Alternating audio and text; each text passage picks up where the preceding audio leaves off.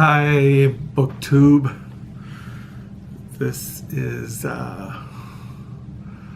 Johnny. I thought I'd make a video. It's quiet here inside the hermit hut. And Carol's down the street helping out with our granddaughters, Josie and Cora, because our daughter-in-law is working late and Caleb helping out our son Caleb. Here in West Michigan, it is September the 20th. Tomorrow is the Saturday, I think, is the first day of autumn. So tomorrow is a Friday. Today is September the 20th, 2018. It is 5:46 in the evening here in West Michigan. The sun is shining. This morning we woke up to rain and gray and cold. Now it's sunny and humid. But tomorrow the wind is supposed to blow and cool things off again. But right now we have the central air system on. I'm sitting here writing in my diary. I'm on page 771 right now. That was where I wrote. I wasn't going to write anymore. Usually I write until 3 o'clock in the afternoon, and then when the mail comes, and then I close. But sometimes I'll write in the early evening. Sometimes I'll write at night. One thing about keeping a diary, being a diary writer, you can write any time. As long as you got some paper. I already got my thing for tomorrow, September the 21st, 2018. You can see this board here? I've had this since high school. I used to carry this around in my little, I had a little backpack. I would put it in, and I put some books in, and I had some colored pens, and I had one of these little, it's not one of these little, I don't know what you call them. They're not fountain pens, but this kind of pen, and you can just sit anywhere. You got a flat surface, and you just can write whatever is on your little brain. And that's what I do. So today was a quiet day. My wife left at 3 o'clock. She had 2 meetings at the hospital, and then she was going to go and help Caleb with the girls. But she's been getting over her cold because next week Wednesday, she flies out with her girlfriends to New Mexico. So next Thursday night, I'll be sitting here around this time by myself in the presence of God. So before I made the video, I had been reading American Audacity, A Defense of Literary Daring. I started another essay, The Death and the Sun. It's on the writer Katie Roiphe, Roiphe. I never heard of her. I did look her up on Amazon, and she's a literary critic. She's written essays. She's written a novel. But it's just a short little 4-page essay. I might finish that tonight. Before that, I was reading this yesterday. I read this all day yesterday, except in the mornings, in the afternoons, and the evenings. Up until I went to bed last night, I've been reading the collected stories of Machado Diaz, translated by Margaret, Jull, Costa. I'm really enjoying this. One thing about, I like reading these short stories. They were written around, 1870s. He's a Brazilian, and I think he's Brazilian if I'm correct. Yeah, Latin. He lived from 1839 to 1908. But a lot of the stories center around Rio de Janeiro, which I think is in. Is that Argentina or Brazil?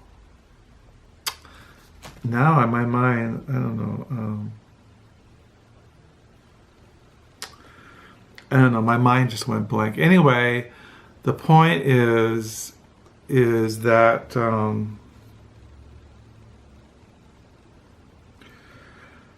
the stories are always around love, romance, jealous lovers, widows, young dandies, men of leisure. They all center around love, some kind of love, falling in love, love being rejected, finding out that someone loves you that you didn't know loved you. They're all kind of around that same kind of thing. Love driving you insane, or a broken heart, or just every story deals with that.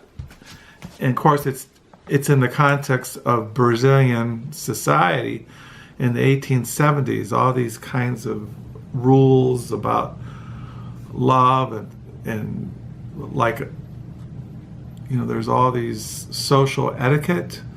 Like women are not supposed to be with men without chaperones, or, you know, all these kinds of things that control society at that time in South American society in the late 19th century. But I haven't gotten bored because I read all kinds of things besides these short stories. And I'm hoping as I get more and more, and I've read about these short stories as he gets later on, his shorter stories become more like the beginnings of early modernism.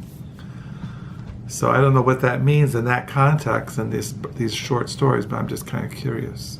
But I kind of I'm reading that, and then this morning I read for my devotions, Seeing God, Beatific Vision and Christian Tradition. I'm finally in the chapter on the Puritans. It's called chapter 11, Christ and Vision, Puritan and Dutch Reform Articulations of the Beatific Vision. And he refers a lot to one of my favorite books, as I listed my favorite books a while back. You know, St. John of the Cross, The Cloud of Unknowing, The Carthusian Spirituality, and Baxter's Saints' Everlasting Rest. But this is another 17th century English Puritan book that I've mentioned several times over the last couple of years. Looking unto Jesus, a view of the everlasting gospel, or the soul's eyeing of Jesus as carrying on the great work of man's salvation from first to last. This is one of my favorite books, and he refers to it a lot in this chapter, quoting how Isaac Ambrose describes seeing God. And I thought about reading it, but I'm not going to do that. Maybe I'll do it in a separate video. I don't want to make this video super long. I might do this in a future video, reading Isaac Ambrose, Looking unto Jesus. You can find videos on YouTube of men reading the writings of Isaac Ambrose if you're really curious. So that's it. And oh yeah, this book I got out when he refers to Isaac Ambrose. This book, The Soul's Recreation, The Contemplative Mystical Piety of Puritanism, by Tom Schwanda.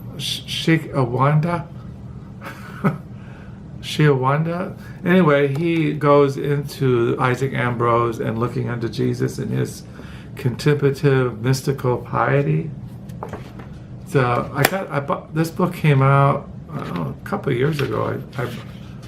I read a lot of it, which is it came out in 2012. So that's what I've been reading. That's what's going on here in my book world. I don't know what I'll read tonight. I might read some more of these stories. I might do that since I'm in that kind of groove. Don't want to break the groove.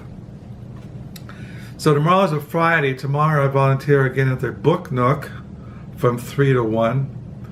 My wife is feeling better. She's getting over her sinus infection.